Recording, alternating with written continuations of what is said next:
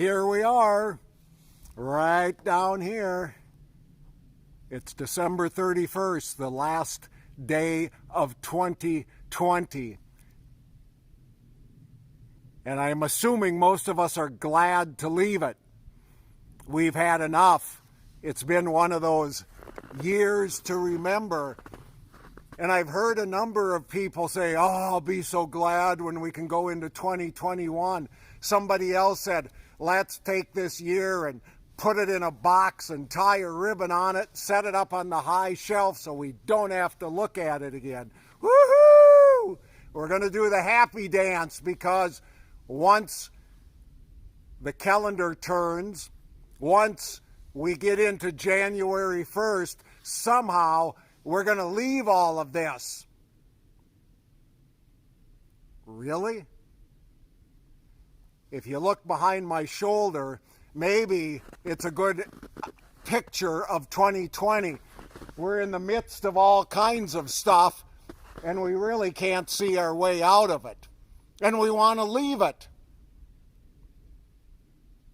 Can we? How easy is it to leave? That's going to be some of the thoughts of this video. As a person who likes the outdoors, one of the things that you learn, or at least try to do, is practice leave no trace. What that means is when you're out hiking, camping, enjoying the outdoors, you try to make sure that the next people who come by don't know you were there. Leave no trace. If you pack it in, you pack it out. Sometimes it's said we're trying to leave it better than when we found it. But who defines better? However, I like that leave no trace idea. That we travel through life, we do what we can, we enjoy what is there, and yet when it's all over, we leave gracefully and living a full life. I don't think I'm the only one who in the last few weeks have received numerous letters asking for contributions, donations, letters that say, well, Tim, leave a legacy. Pass something on to those who will come after you. I understand the concept. I understand the need for money. But that idea of leaving a legacy, the idea that we should be remembered once we're gone, because somehow if we are remembered, that means we haven't really left. But what is that? What is that about our human condition, our human psyche, our human desire that we want to be known for years and generations to come? What does that mean about leaving?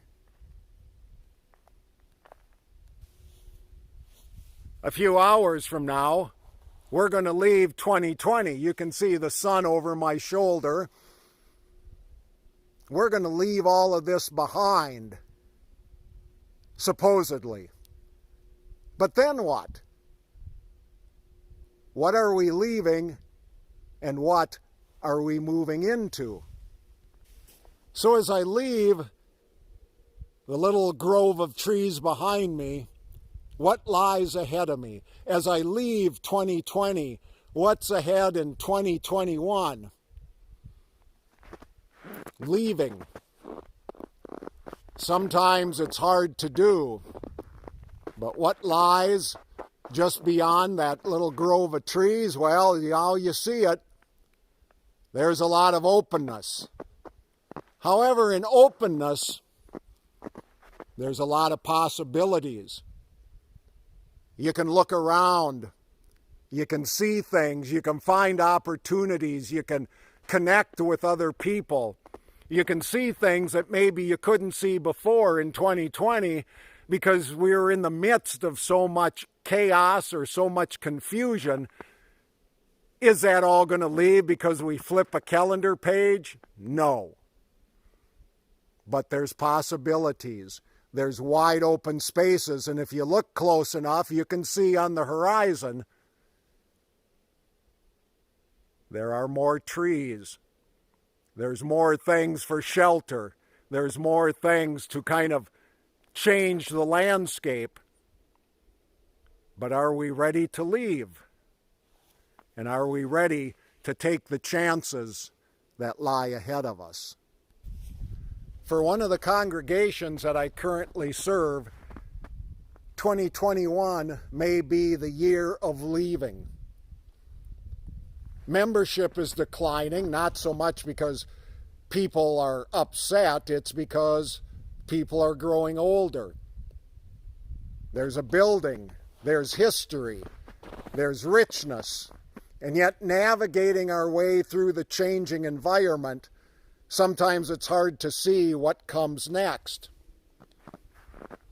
There's a lot of opportunity. Closing a building doesn't mean dissolving a group of people. However, what's out there? Some ways it's easier to hang on and to suffer the consequences, economic and others, instead of leaving. Once again, I ask, what is it about leaving? Can we leave no trace? Well, a building's going to be there in the little town, but hopefully somebody buys it and converts it into a single-family home or a artist studio or something. How past generations have impacted the spiritual lives of others in the community over the course of all those years. Is that going to be left? No, it's already made its impact. However, times have changed, and it's time to look at new possibilities. According to the calendar, we've all made another trip around the sun. We're growing older. And maybe, at least for myself, I may be older than a number of you watching this. And I think, well, what else is out there? What more is there to come? And yet there's a sense of excitement, just like the prairie behind me, that there's opportunities. I don't have to drag what has been in the past into the present. Does it inform me? Sure. Have I made a number of mistakes? You betcha, as they say up here in the upper Midwest. But those don't define me. I have opportunities and openness to explore new ways of living. A couple of scripture passages from Hebrew and Christian scripture that inform this idea. The wisdom of Ecclesiastes. I hated all my toil, in which I toil under the sun, seeing that I must leave it to the one who will come after me. And who knows whether that one will be wise or a fool.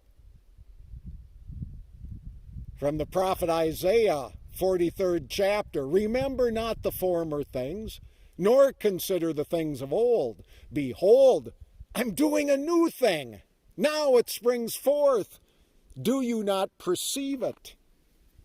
Pretty hard to perceive things when we're surrounded by all the trees and the chaos.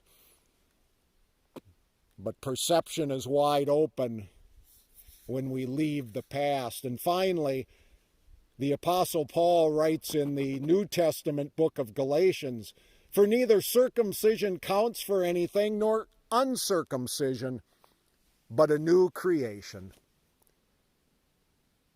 It's a flip of a calendar or maybe some digits on your phone.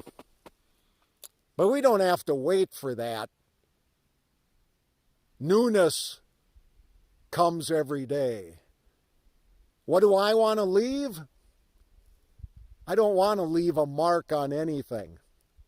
What I want to leave each day is that I've enjoyed life, I've helped other people in their lives, and I found a little sense of adventure and meaning and purpose, not in another revolution around the sun, but in the opportunity to live life.